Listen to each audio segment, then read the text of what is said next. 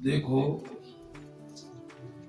कर्म की गति बड़ी सूक्ष्म है,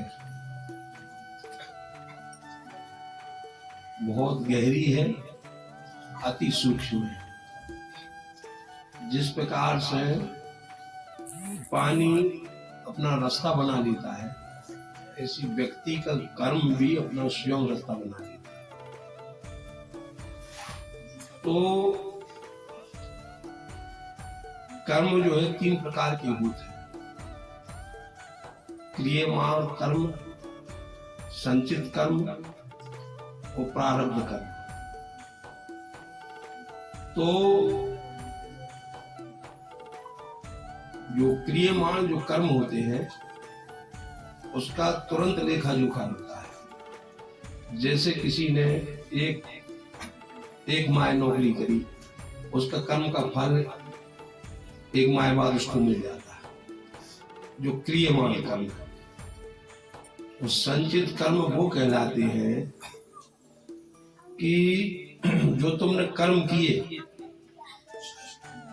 उसके 1 युग के बाद या 2 युग के बाद उसका प्रतिफल मिलना, वो संचित कर्म कहलाते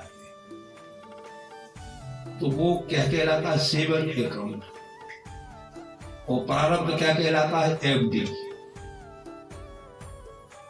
जो प्रारब्ध है, जो संचित कर्म जो हो चुके थे वो तुमने नहीं भोग पाए, तो प्रारब्ध में बदल जाते हैं, फिर अगले जन्म को रेफर हो जाते हैं। तो वो क्या माना जाएगा? प्रारब्ध।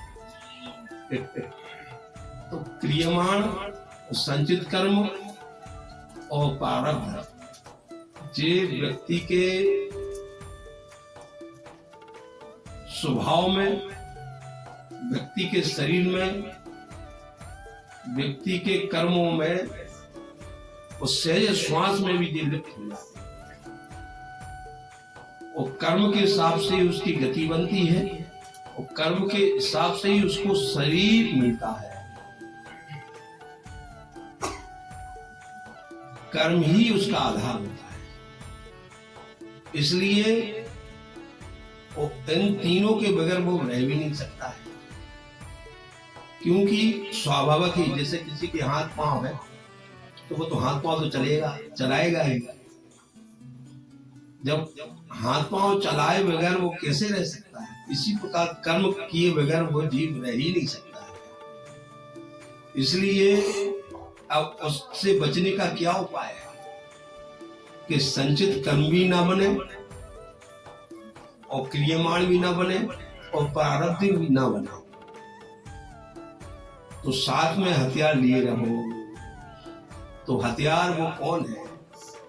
नाम रूपी, राम नाम रूपी जो हथियार है। इससे न संचित कर्म तुम्हें भोगना पड़ेगा, न क्रियमाण भोगना पड़ेगा, न प्रारब्ध भोगना पड़ेगा। तो अपने हाथ में जो राम नाम रूपी हथियार अगर लिए रहोगे तो हर कर्मों से बचे रहोगे। बोलो श्री सीता।